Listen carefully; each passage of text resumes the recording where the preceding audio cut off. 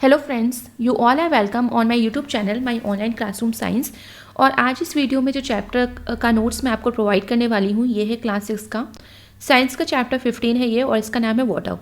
तो आप सभी को पता है कि इस चैप्टर को मैं आपको नोट्स की हेल्प से एक्सप्लेन करने वाली हूँ। नोट्स में सारा इंपॉर्टेंट कॉन्टेंट है, पॉइंट्स में है, इंपॉर्टेंट पॉइंट्स जितने भी हैं वो हाईलाइटेड हैं, वर्ड्स हाईलाइटेड हैं जहाँ से आपके इंपॉर्टेंट क्वेश्चंस बन सकते हैं। वो भी मैं आपको टाइम टू टाइम बताती चलती हूँ जब मैं एक्सप्लेन करती हूँ चैप्टर को। तो इसी तरह की और वीडियोस को देखने के लिए इस चैनल को सब्सक्राइब करिए, और जब भी आप मेरे चैनल पे आते हैं तो प्लेलिस्ट ऑप्शन पे विजिट किया करिए, क्योंकि प्लेलिस्ट ऑप्शन पे आपको क्लास वाइज आपके सारे चैप्टर्स मिल जाएंगे। और अगर आपको कोई चैप्टर नहीं मिलता है, किसी के नोट्स आपको नहीं मिलते, तो आप मुझे कमेंट करिएगा, मैं आपको उसका लिंक प्रोवाइड कर दूंगी। देखिए, इसी तरीके से my online classroom social science channel भी है, जहाँ पे आपको हिस्ट्री, सिविक्स और ज्योग्राफी से रिलेटेड सारे नोट्स वहाँ पे मिल जाएंगे विद एक्सप्लेनेशन। तो आप उस चैनल पे भी विजिट करिए और प्लेलिस्ट ऑप्शन पे भी जाना मत भूलिएगा, और उसका लिंक जो है मैं आपको डिस्क्रिप्शन बॉक्स में मेंशन कर दूंगी। तो देखिए, चलिए स्टार्ट करते हैं। और देखिए, चैप्टर का नाम है वाटर। तो देखिए, इस चैप्टर में इंट्रोडक्शन में साफ लिखा गया है कि इस चैप्टर में हम वाटर, उसके यूजेस और कंजर्वेशन के बारे में पढ़ने वाले हैं। हम सभी को पता है कि वाटर हमारे सर्वाइवल के लिए कितना इंपॉर्टेंट है। अर्थ सरफेस की बात की जाए तो अर्थ सरफेस जो है वाटर का लगभग 3/4 जो अर्थ सरफेस है वो पानी से पूरा ढका हुआ है, पूरा घिरा हुआ है। ठीक है, वाटर जो है हमें पुडल्स में, पॉन्ड्स में, रिवर्स, लेक्स और ओशंस में मिलता है। और ये कहाँ पे प्रेजेंट है? देखिए, अंडर द ग्राउंड और ग्लेशियर्स में भी इन फॉर्म ऑफ आइस जो है वाटर प्रेजेंट है। इसके साथ ही हवा में भी वाटर वेपर के फॉर्म में वाटर प्रेजेंट है। 97.4% आप देखोगे कि जो पानी है जो हमें अवेलेबल है वो सीज और ओशंस में है, जो कि डायरेक्टली हम उसको कंज्यूम नहीं कर सकते क्योंकि उसमें हाई सॉल्ट कंटेंट है। ठीक है, क्योंकि वो नमक वाला खारा पानी है, तो उसको डायरेक्टली हम यूज़ नहीं कर सकते पीने के लिए। लॉट ऑफ जो फ्रेश वाटर है वो फ्रोजन है ग्लेशियर्स के रूप में और पोलर आइस कैप्स के रूप में। तो सिर्फ हमें मतलब पानी तो बहुत है बट हम उसे यूज़ नहीं कर सकते। तो कितना ऐसा पानी है जो सिर्फ हमारे कंजप्शन के लिए बचता है? तो वो है सिर्फ 0.01%। ठीक है, तो अर्थ में जितना भी पानी है उसका सिर्फ 0.01% ही हम यूज़ कर सकते हैं हमारे कंजप्शन के लिए, वही सही है। तो वो एक फ्रेश और मीठा पानी है। वाटर जो है अर्थ पे देखा जाए तो ऐसा नहीं है कि हर जगह वाटर आपको मिलेगा। अगर आप धरती पे देखो तो आपको कुछ एरियाज़ में पानी ज़्यादा मिलेगा और कुछ एरियाज़ में कम भी मिलेगा। ठीक है, जहाँ पे बारिश अच्छे से नहीं होती है। तो इसके साथ ही देखिए, अगर फ्रेश वाटर की बात की जाए तो फ्रेश वाटर का सबसे अच्छा जो सोर्स है जहाँ से हमें फ्रेश वाटर मिलता है वो है ग्राउंड वाटर। ठीक है, इसके बाद देखिए, पोल्यूशन जो इतना बढ़ता जा रहा है उसकी वजह से भी हमारा जो सोर्सेज ऑफ वाटर है धीरे धीरे ख़त्म होते जा रहे हैं। रिवर्स, लेक्स, ग्राउंड वाटर, इनसे हमें अच्छा फ्रेश वाटर मिलता है, पर धीरे धीरे पोल्यूशन की वजह से इसके पानी की क्वालिटी भी जो है वो धीरे धीरे ख़राब होती जा रही है और हम यूज़ नहीं कर पा रहे हैं। तो ये देखिए, ये सारा हमने अभी वाटर के बारे में जस्ट एक इंट्रोडक्शन पढ़ लिया कि हाँ, वाटर कहाँ कहाँ है, क्या इंपॉर्टेंट है वाटर की, क्या प्रॉब्लम्स है। अब इसके बाद हम जानेंगे कि वाटर को किस तरह से कंजर्व किया जाए। तो ये सारी चीज़ें भी हम इस चैप्टर में पढ़ेंगे। अब आते हैं importance of water for sustaining life, यानी कि इंपॉर्टेंट क्या है वाटर की अपनी लाइफ को सस्टेन करने के लिए, यानी और ज़िंदा रहने के लिए। तो वाटर हमें अच्छे से पता है कि एक इम्पॉर्टेंट है हमारी लाइफ के लिए। एक कोई भी इंसान हो वो बिना खाने के तो कई दिन रह सकता है, बट बिना पानी के वो ज़्यादा दिन सर्वाइव नहीं कर सकता है। जितने भी प्लांट्स हैं, एनिमल्स हैं, सभी को एक बहुत लार्ज अमाउंट ऑफ वाटर की रिक्वायरमेंट होती है। हमारा अगर बॉडी का, आप ह्यूमन बॉडी का हिस्सा देखो तो हमारा 70% जो हमारी ह्यूमन बॉडी है वो पानी से ही बनी हुई है। इसका मतलब अगर हम देखा जाए तो हमें खाने से ज़्यादा हमें पानी की ज़रूरत होती है। हमें अपनी बॉडी में ज़्यादा लिक्विड डाइट को शामिल करना चाहिए। इसके साथ ही देखिए, हम यूरिन, स्वेट और एक्सहेल्ड एयर के द्वारा हम काफ़ी सारा पानी जो है अपनी बॉडी से निकालते भी हैं। तो वाटर ऑल्सो हेल्प्स टू, इसके साथ ही हमारी बॉडी टेम्परेचर को मेंटेन करने के लिए भी पानी एक बहुत इंपॉर्टेंट रोल प्ले करता है। ये आप ध्यान से इसको समझिए, क्योंकि यहाँ से आपके क्वेश्चंस बनते हैं। हॉट वेदर में आपने देखा होगा हम बहुत ज़्यादा पानी पीते हैं, इसलिए ताकि हमारा बॉडी का टेम्परेचर मेंटेन रहे। और प्लांट्स में भी आपने देखा होगा जर्मिनेशन सीड से लेके पौधे की ग्रोथ तक उसको पानी की रिक्वायरमेंट होती ही होती है। Besides being essential for life, ज़िंदगी के लिए तो पानी बहुत ज़रूरी है, बाकी और कामों के लिए भी पानी की आवश्यकता बढ़ती है, जैसे कुकिंग हुई, वॉशिंग है। आपने देखा होगा बिग डैम्स होते हैं जो कि इलेक्ट्रिसिटी जनरेट करने में, तो वो इलेक्ट्रिसिटी जो जनरेट हो रही है वो हाइड्रो इलेक्ट्रिसिटी यानी पानी से जनरेट हो रही है, तो पानी का इस्तेमाल वहाँ भी होता है। साथ ही एग्रीकल्चर, जो भी हम खाना खाते हैं, अनाज है, जो भी फ्रूट्स हैं, वेजिटेबल्स हैं, वो एग्रीकल्चर से ही आ रहे हैं आपके घर में। तो एग्रीकल्चर के लिए भी पानी की आवश्यकता होती है। जितनी भी इंडस्ट्रीज़ हैं उन्हें भी पानी की नीड होती है अपनी चीज़ों को बनाने में। साथ ही देखिए वाटर जो है एक मीडियम ऑफ ट्रांसपोर्ट भी है। पहले के ज़माने में अगर आपको याद होगा तो पहले के ज़माने में तो सिर्फ वाटर ही एक मीडियम ऑफ ट्रांसपोर्ट होता था लोगों के लिए। लोग एक जगह से दूसरी जगह जो है वाटर के माध्यम से ही जाते थे। वाटर जो है वो पानी जो है एक तरह से होम भी है प्लांट्स और एनिमल्स का। बहुत सारे एक्वेटिक प्लांट्स और एनिमल्स हैं जो पानी में ही रहते हैं। स्टेट्स ऑफ वाटर देख लेते हैं नेक्स्ट हेडिंग। तो स्टेट्स ऑफ वाटर देखिए, स्टेट्स ऑफ वाटर का मतलब है कि पानी किस रूप में पाया जाता है। तो पानी 3 रूप में पाया जाता है, एक है सॉलिड, दूसरा लिक्विड और तीसरा है गैस फॉर्म में। ठीक है, ये एक कॉमन सब्सटेंस है जो आपको ऑब्जर्व मिले, आप अपने चारों तरफ देख सकते हैं। आपको 3 स्टेट्स में वाटर अवेलेबल हो जाता है। देखिए आइस जो है वाटर की एक सॉलिड स्टेट है। वाटर जो आप पीते हो वो एक लिक्विड स्टेट है पानी की। और जो स्टीम है, आपने देखा होगा जब कोई चीज़ पकती है तो उसमें से स्टीम निकलती है। ठीक है, तो ये जो है ये गैस स्टेट होती है। चेंज ऑफ स्टेट, आप किस तरह से स्टेट को चेंज कर सकते हैं। तो वाटर एक ऐसी चीज़ है कि जिसकी स्टेट आप टेम्परेचर के अकॉर्डिंग चेंज कर सकते हो, उसको गर्म करके या उसको ठंडा करके। जैसे आपने देखा होगा कि water freezes to form ice. जैसे वाटर है लिक्विड फॉर्म में जो आप पी रहे हो, उसको आपको सॉलिड में कन्वर्ट करना है। तो आप क्या करिए, एक आइस ट्रे लीजिए जो आपकी रेफ्रिजरेटर की है, उसको पानी से भर दीजिए और फ्रीजर में डाल दीजिए। 2-3 घंटे बाद आप देखोगे तो आप देखोगे कि जो लिक्विड फॉर्म में पानी आपने भरा था वो आइस यानी सॉलिड फॉर्म में कन्वर्ट हो गया। तो इसी को आप बोलते हो फ्रीजिंग ऑफ वाटर। तो जब टेम्परेचर बहुत लो होगा तो ये फ्रीज हो जाएगा। Ice melts to form liquid water. आप इसी आइस को ले लीजिए सॉलिड फॉर्म में, अब इसको लिक्विड जैसा पानी पहले था वैसा आपको रखना है। तो आप क्या करिए, फ्यू आइस क्यूब्स लीजिए, बाहर निकालिए रेफ्रिजरेटर से और उसको ऐसे ओपनली एक टेम्परेचर पर रख दीजिए या फिर उस आइस को गर्म कर दीजिए। जैसे आप गर्म करोगे, टेम्परेचर बढ़ाओगे तो क्या होगा, वो आइस एकदम मेल्ट होना, पिघलना स्टार्ट कर देगी और फिर पानी बन जाएगी। तो इस तरह से ये आपकी फिर से लिक्विड फॉर्म आ गई और इसी को हम मेल्टिंग ऑफ आइस कहते हैं।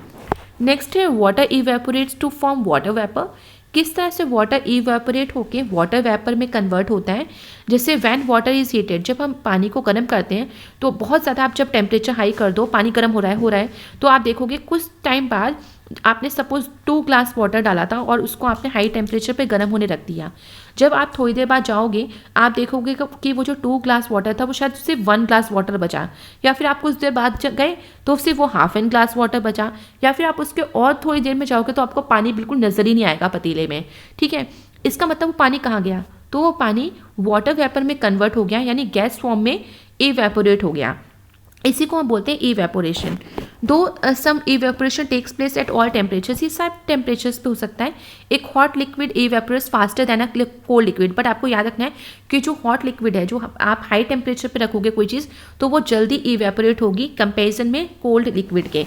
इसका एग्जाम्पल आप ऐसे भी समझ सकते हो, जैसे आपने कपड़े, भीगे हुए कपड़े डाले बाहर सूखने, थोड़ी देर वो बाद आप सोचो वो पानी कहाँ गया, आपके कपड़े एकदम ड्राई हो गए और वो पानी कहाँ गया, तो वो पानी सूरज की रोशनी से टेम्परेचर हाई हुआ और वो इवेपोरेट यानी उड़ के भाप बन के उड़ गया। जैसे आप एकदम ऐसे शुद्ध हिंदी में बोल दो उसको, तो यही प्रोसेस है इवेपोरेशन। ठीक है, तो heat water in a pan till it boils, तो वही एग्जाम्पल है जो मैंने आपको बताया था अभी। Water vapour condenses to form water, इसके साथ ही देखिए वाटर वेपर जो है कंडेंस होते हैं ताकि फिर से पानी बन सके। तो इसको देखने के लिए आप देख सकते हैं कि जैसे आप एक बीकर लीजिए, उसमें कुछ आइस क्यूब्स डालिए और वाटर को to make the water cold, उसको ठंडा रखिए। Keep it for some time on a table, एक टेबल पे रखिए। उसके बाद ऑब्जर्व करिए बीकर को। Can you see tiny drops of water on the outside of the beaker, तो आपको बीकर के बाहर थोड़ी सी वाटर की ड्रॉप्स नज़र आएंगी छोटी छोटी। ये जो छोटे छोटे ड्रॉप्स हैं इन्हें हम ड्रॉपलेट्स कहते हैं। यानी पानी जब एकदम गर्म है उसके बाद जब आप उसको ठंडा कर दोगे तो उसके बाद उसमें से आपको इस तरह की ड्रॉप्स नज़र आएंगी। नेक्स्ट है वाटर साइकिल। देखिए वाटर साइकिल क्या है, पानी की एक साइकिल। जैसे आप साइकिल चलाते हो तो आप उसका जो टायर है आप देखते हो कि एक रोटेट करता हुआ वो एक सिरे से दूसरे सिरे पे रोटेट करता है, फिर वापस उसी स्टेट पे आ जाता है। तो इसी तरीके से साइकिल क्या है, वाटर साइकिल की बात हो रही है कि वाटर किस तरह से एक फॉर्म से दूसरी फॉर्म में, दूसरी फॉर्म से तीसरी फॉर्म में कन्वर्ट होकर फिर फर्स्ट फॉर्म में ही आ जाता है। तो ये साइकिल जो रिपीटली, ठीक है, बार बार हो रही है एक पर्टिकुलर ऑर्डर में, उसको हम साइकिल बोलते हैं। वाटर कॉन्स्टेंटली आपने देखा होगा मूव करता है अर्थ से एयर में और फिर वापस आ जाता है। तो ये जो कांस्टेंट सर्कुलेशन है पानी का, अर्थ से एटमॉस्फेयर में जाना और फिर वापस धरती पे आ जाना, इसी को हम वाटर साइकिल कहते हैं। वाटर आपने सीज़ में, रिवर्स में, लेक्स, पॉन्ड्स हर जगह देखा है और देखा होगा कि कुछ टाइम बाद उन में पानी रिवर्स वगैरह में कम होना स्टार्ट हो जाता है, खासकर गर्मियों में, क्योंकि गर्मियों में टेम्परेचर इतना हाई होता है सन का कि वो पानी जो है वो इवेपोरेट होकर भाप बन के उड़ जाता है। प्लांट्स में भी आपने लार्ज अमाउंट में देखा होगा, जब कभी आप ज़्यादा पानी डाल देते हो उसके बाद कुछ दिन बाद आप देखो तो पानी फिर सूख जाता है। गर्मियों में खासकर आप देखो, मॉर्निंग में आपने पौधे में बहुत सारा पानी डाला, दिन होते होते, शाम होते होते पूरा पानी उड़ गया, चला गया कहाँ, तो आप सोचो कहाँ गया वो पानी। तो वो पानी जितना प्लांट को चाहिए था वो तो प्लांट ने ले लिया, बाकी पानी प्लांट्स में छोटे छोटे, इनकी पत्तियों में छोटे छोटे छेद होते हैं, स्टोमेटा होते हैं, जिनसे पानी उड़ के भाप बन के आसमान में पहुंच जाता है। ठीक है, तो ये जो छोटे छोटे छेद होते हैं जिसे हम स्टोमेटा कहते हैं, और ये जो प्रोसेस है कि एक्स्ट्रा पानी जो है प्लांट से उड़ के चला जाता है, इसको हम ट्रांसपिरेशन बोलते हैं। ये वाटर वेपर, देखो वही राइजेस अप कि वाटर वेपर बन के उड़ जाता है ऊपर। ये जो air higher up in the atmosphere is cooler, उसके बाद क्या होता है, जो एयर ऊपर होती है एटमॉस्फेयर में वो ठंडा करती है उसको, this cools the water vapour, और इसकी वजह से जो वाटर वेपर है वो कूल होते हैं, और ठंडे होने के बाद ये वाटर ड्रॉपलेट्स, पानी की बूंदें, बारिश की बूंदें बन के धरती पे वापस गिर जाती हैं, और फिर से एक बार ओशन रिवर्स का वाटर लेवल उतना ही हो जाता है। तो ये है आपकी पूरी पूरी वाटर साइकिल, जिससे पानी एक बार फिर धरती से ऊपर जाता है, ऊपर से फिर नीचे आ जाता है। रेन वाटर फिर ये वही है कि पानी सीज रिवर्स में आते हैं, जिससे कि फिर से वाटर लेवल ठीक हो जाता है। साथ ही अंडरग्राउंड वाटर नदियों और ओशन में तो कलेक्ट होता ही है, साथ में ज़मीन में भी सीधे पानी अंदर घुस जाता है, जिससे कि अंडरग्राउंड वाटर से कहते हैं हम ग्राउंड वाटर कहते हैं। और यही पानी जब हम पंप करते हैं तो हमारे घरों में आता है, इरीगेशन और इंडस्ट्रियल यूज़ में यूज़ होता है। तो बारिश की वजह से ग्राउंड वाटर का जो लेवल है वो हमेशा अच्छा रहता है, और हमें थोड़ा स्टोर भी करना चाहिए water. It eventually goes into, और फिर रिवर्स और सीज और ओशंस में भी पानी पहुंचता है। सोर्सेज क्या है वाटर के, देखिए रेन वाटर बहुत अच्छा सोर्स है एक फ्रेश वाटर का हमारे लिए। रेन जो है, जब वो वाटर वेपर एयर में कंडेंस होती है तो उसी से ही हमें रेन वाटर प्राप्त होता है। रेन वाटर में फ्री होता है किसी भी जम्प से और सॉलिड इम्प्योरिटी से। हाँ, डस्ट पार्टिकल्स जरूर इसमें होते हैं, पर धीरे धीरे आजकल के टाइम पे आपने देखा होगा कि जो इस तरह से एयर पोल्यूशन बढ़ता जा रहा है, उसकी वजह से हवा में जब ये जहरीली गैसें होती हैं, तो उसकी वजह से जब ये पानी आता है तो वो एसिडिक रेन में भी कन्वर्ट होता है। ग्राउंड वाटर क्या है, तो देखिए ग्राउंड वाटर भी एक अच्छा सोर्स ऑफ पानी है, और जब रेन फॉल होती है तो बहुत सारा पानी जो है ज़मीन के अंदर चला जाता है, और ज़मीन के अंदर जो भी नॉन पोरस रॉक्स हैं उनके से पास होके पानी अंदर स्टोर हो जाता है एक तरह से ग्राउंड वाटर में। और ये जो लेवल है ग्राउंड वाटर का, इसको हम वाटर टेबल कहते हैं, यानी पानी किस लेवल तक ग्राउंड वाटर में मौजूद होता है उसको हम वाटर टेबल कहते हैं। ग्राउंड वाटर में देखिए ग्राउंड वाटर जो है वो आपको कहीं कहीं आपको, आपने सुना भी होगा कि जब आप पंप करते हो तो पानी नहीं मिलता, तो इसका मतलब कि शायद वहाँ बारिश नहीं अच्छे से होती है, जिसकी वजह से पानी का लेवल अच्छा नहीं है वहाँ पे। नेक्स्ट है सरफेस वाटर। तो रेन वाटर जो है, जब बारिश होती है तो आपने देखा होगा रेन वाटर स्ट्रीम्स, लेक्स और रिवर्स में जाके कलेक्ट हो जाता है। तो ये सरफेस, क्योंकि धरती के ऊपर ये पानी मौजूद है तो उसको हम सरफेस वाटर कहते हैं। नेक्स्ट है सी वाटर। तो रिवर्स अल्टीमेटली आपने देखा है कि रिवर्स अल्टीमेटली जो है वो सी में जाके, समुद्र में जाके मिलती हैं, जिसमें they add dissolve salts into the sea, उसके साथ ही उनमें नमक भी पानी में घुला होता है। और सी वाटर कंटेन्स, क्योंकि सी वाटर में ज़्यादातर खारा पानी ही होता है, क्योंकि सॉल्ट ज़्यादा होता है, जो कि बिल्कुल आप पी नहीं सकते हो, और इरीगेशन भी नहीं कर सकते हो उससे, और इंडस्ट्री में भी उसका इस्तेमाल नहीं कर सकते हो। नेक्स्ट है देखिए ड्रॉट। आपने को अच्छे से पता है कि ऐसा नहीं कि रेनफॉल हर जगह एक ज़्यादा ही होती है, कुछ एरियाज़ हैं जहाँ पे ज़्यादा होती है, कुछ में कम होती है। तो इस वजह से समर मंथ्स में क्या होता है, जब कुछ एरियाज़ में बहुत कम बारिश होती है या फिर होती ही नहीं है, तो इसकी वजह से लोगों को बहुत प्रॉब्लम होती है वहाँ पे, और लोगों के पास क्योंकि पानी की तो आवश्यकता हर जगह है, तो लोग सोचते हैं कि अगर थोड़ी भी बारिश हुई है तो उसको स्टोर कर लें ताकि अपने रोज़मर्रा के काम वो कर सकें। कुछ कुछ एरियाज़ में जब बिल्कुल बारिश नहीं होती तो शॉर्टेज ऑफ वाटर हो जाती है, और धीरे धीरे जो भी वहाँ पे रिवर्स और तालाब होते हैं वो सूखना स्टार्ट कर देते हैं, क्योंकि टेम्परेचर हाई की वजह से इवेपोरेशन के प्रोसेस की वजह से रिवर और पॉन्ड से पानी भाप बन के उड़ जाता है। तो धीरे धीरे सॉइल में भी जो भी नमी होती है, जो भी पानी होता है, वो भी इवेपोरेशन की वजह से उड़ जाता है। जो भी आप प्लांट्स देखते हो, प्लांट्स भी में भी जो भी पानी होता है वो भी ट्रांसपिरेशन के प्रोसेस से उड़ जाता है। क्रॉप्स नहीं उगा सकते आप, तो ऐसी कंडीशन को आप ड्रॉट कहते हो, जब एकदम सूखा पड़ जाए। अच्छा, कौन से एरियाज़ हैं जहाँ पे एकदम सूखा आपको मिलता है, तो वो है राजस्थान, गुजरात, मध्य प्रदेश, ऐसे एरियाज़ हैं जहाँ पे आपको ड्रॉट देखने को मिलता है। शॉर्टेज ऑफ वाटर जो है वो आपको ज़्यादा देखने को मिलेगी, और जिसकी वजह से बहुत सारे एरियाज इफ़ेक्ट भी करते हैं। फसल सूख जाती है, फार्मर्स का बहुत ज़्यादा नुकसान हो जाता है। क्योंकि उन्हीं फसलों के भरोसे फार्मर्स बैठा था कि ये फसलें अच्छी हो जाएंगी तो वो पैसे कमा सकता है। पर जब इतना सूखा पड़ जाता है, बारिश नहीं होती, तो फसल भी बर्बाद हो जाती है। धीरे धीरे देखिए जो लैंड है वो ड्राई हो जाता है, जो फर्टाइल टॉप सॉइल होती है हवाएं चलने की वजह से वो भी सूख जाता है। और ये जो इतना जब लैंड में नमी नहीं है तो सॉइल उड़ भी जाती है विंड की वजह से, तो इसको हम सॉइल इरोजन कहते हैं। फ्लड्स देखिए, फ्लड एकदम उल्टा है ड्रॉट का। फ्लड ये है कि बहुत ज़्यादा बारिश हो जाना, ठीक है। तो कुछ एरियाज़ में आप देखोगे हमारी कंट्री में बहुत ज़्यादा बारिश होती है, हद से ज़्यादा बारिश हो जाती है मानसून मंथ्स में, जब बारिश का सीज़न आता है, जिसके वजह से नदियाँ बहुत ज़्यादा ऊपर तक लेवल तक उनका पानी भर जाता है। वो बैंक्स यहाँ पे पैसों वाली बैंक नहीं है, बैंक मतलब किनारा, तो नदी का जो किनारा होता है जहाँ पे लोग अपने घरों में रह रहे हैं, लैंड है, वहाँ पे भी पानी आना स्टार्ट हो जाता है। इसको ही हम फ्लड कहते हैं, यानी बाढ़ आ गई है। और उसके वजह से क्या होता है कि ये फ्लो जो वाटर होता है वो बहुत स्ट्रॉन्ग होता है, जिसकी वजह से क्रॉप्स भी डैमेज होने स्टार्ट हो जाती हैं, रोड्स भी, हाउसेस भी डैमेज होने स्टार्ट हो जाते हैं, हर जगह पानी पानी होता है। क्रॉप्स में भी अब सही सी बात है कि क्रॉप्स को कम पानी मिले तो भी वो सूख जाएंगी, ज़्यादा पानी मिले तो वो गिरी जाएंगी, क्रॉप्स गल जाएंगी, स्पॉइल हो जाएंगी। तो क्रॉप्स जहाँ ज़्यादा पानी भर जाता है वहाँ भी प्रॉब्लम है, और उसकी वजह से फिर फूड शॉर्टेज, क्योंकि ड्रॉट में भी यही चीज़ें, फसल नहीं होगी तो भी खाने की कमी हो जाएगी, और जब फ्लड आ गया तो फसल बर्बाद हो गई तो तब भी फूड की कमी हो जाएगी। कोस्टल एरियाज़ में फ्लड जो है वो कॉमनली आते रहते हैं साइक्लोन्स की वजह से। साइक्लोन देखिए क्या है, साइक्लोन एक स्ट्रॉन्ग विंड है जिसके साथ ही हैवी रेनफॉल भी आती है। इस स्ट्रॉन्ग विंड्स के साथ हाई वेव्स आती हैं जिसे हम टाइडल वेव्स कहते हैं समुद्र में, और इन्हीं की वजह से फ्लड कोस्टल एरियाज़ में ज़्यादा आता रहता है। हमारे अगर इंडिया में देखा जाए तो आंध्र प्रदेश, असम, बिहार, गुजरात, महाराष्ट्र, उड़ीसा, जिसे आजकल ओडिशा कहते हैं, उत्तर प्रदेश, वेस्ट बंगाल, ऐसे स्पेशली प्रोन एरियाज हैं जहाँ पे फ्लड और साइक्लोन्स आते ही रहते हैं। नेक्स्ट है कंजर्वेशन ऑफ वाटर। तो देखिए जिस तरह से हमने पानी की आवश्यकता को समझ लिया, तो अब हमारा फर्ज बनता है कि हम ये भी सीख लें कि पानी को किस तरह से कंजर्व कर सकते हैं, ताकि हम उसको आगे अपनी फ्यूचर जनरेशन और अपने इस्तेमाल के लिए भी रख सकें। तो कंजर्वेशन, पानी को सोच समझ के संभाल के यूज़ करना, उसको सुरक्षित रखना ही कंजर्वेशन ऑफ वाटर कहलाता है। इसका मतलब ये है कि हमें पानी को वेस्ट नहीं करना चाहिए और हमेशा उसकी क्वालिटी को ध्यान रखना चाहिए, उसकी क्वालिटी को मेंटेन करके रखना चाहिए। बहुत तरीके हैं जिससे हम अपने वाटर को कंजर्व कर सकते हैं। हमें पानी को ज़्यादा से ज़्यादा वेस्ट नहीं करना चाहिए, साथ ही उसको रिसाइकिल करना चाहिए। प्लांट, हमें ज़्यादा से ज़्यादा ट्रीज़ को प्लांट करना चाहिए, वेजिटेशन को प्लांट करना चाहिए, जिससे कि पानी सुरक्षित रहे। इससे increase absorption of water by the soil, increases the water table.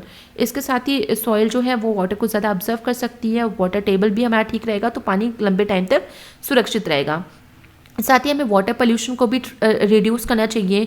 जो भी नदियों में, तालाबों में फैक्ट्री जो है अपने वेस्ट मटेरियल को ऐसे डिस्पोज कर देती है जिससे पानी जहरीला हो जाता है, तो पहले फैक्ट्रीज़ और इंडस्ट्रीज़ को उस पानी को साफ़ करना चाहिए, जो भी उनमें एसिडिक मटेरियल उनको निकालने चाहिए, जहरीले पदार्थ निकालने चाहिए, तब पानी को डिस्पोज करना चाहिए, जिससे कि नदियों का पानी भी साफ़ रह सके।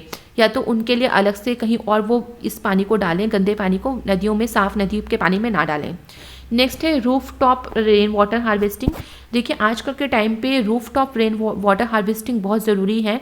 देखिए इसमें क्या है, सीधे से जो कुदरती रूप से जब बारिश होती है तो आपकी छतों पे जो है पानी जो फिल होता है, वो आपने देखा होगा कि वो सीधे बहता हुए नदी नालों में ऐसे चला जाता है, खासकर नालियों में, गटर में वो पानी चला जाता है। तो उसको सेव करने के लिए आप क्या कर सकते हो कि आपने घरों की छतों से एक पाइप कनेक्ट करके आप नीचे एक स्टोर टैंक या एक नीचे गड्ढा खोद सकते हो, और वहाँ पे ये पाइप के थ्रू ये जो साफ़ पानी बारिश का होता है सीधे कलेक्ट हो जाएगा, और उस गड्ढे से फिर बाद में पानी आप निकाल के अपने प्लांट्स को वाटर कर सकते हो, और भी किसी काम में आप यूज़ कर सकते हो। साथ ही आप अपने घर में एक बहुत अंदर एक गड्ढा खोद सकते हो और वहाँ से एक छत का पाइप कनेक्ट कर सकते हो सीधे इस गड्ढे में, और इससे क्या होगा कि जितना भी बारिश का पानी है वो उस गड्ढे में कलेक्ट होगा। गड्ढे का मतलब है कि ग्राउंड, आपका जो घर का ग्राउंड है उसमें पानी कलेक्ट हो जाएगा, तो आपके घर के नीचे हमेशा जो वाटर का लेवल है वो अच्छा रहेगा, और पानी की आपको कभी कमी नहीं पड़ेगी। जब भी आप पंप करोगे तो पानी ईजिली जल्दी आ जाएगा। तो rain water flowing into road side drains is allowed to flow into deep pit so that it adds to the ground water. इसके साथ ही सरकार भी काम कर सकती है कि हर घरों को इस तरह से जो नालियां हैं वो गटर में ना करके एक तरह से वो ये कर सकती है कि जो रेन वाटर है रोड साइड का जो भी ड्रेन होता है उनको डीप पिट्स में गड्ढे खोद के उनमें वहाँ पे कलेक्ट किया जाए, जिससे कि ग्राउंड वाटर जो है हमेशा ठीक रहे। और आज के मॉडर्न टाइम पे आप देखोगे कि बहुत सारी सोसाइटीज़ हो जहाँ फ्लैट्स बनते हैं वो वहाँ पे ये चीज़ करी जाती है, जिससे कि ग्राउंड वाटर हमेशा ठीक हो और जब भी पंप करें तो वाटर सप्लाई हो सके और कभी पानी की कमी ना हो। तो आई होप ये अच्छे से आपको समझ में आ गया होगा। तो इसी तरह की और वीडियोस को देखने के लिए इस चैनल को सब्सक्राइब भी करिए। So thank you everyone.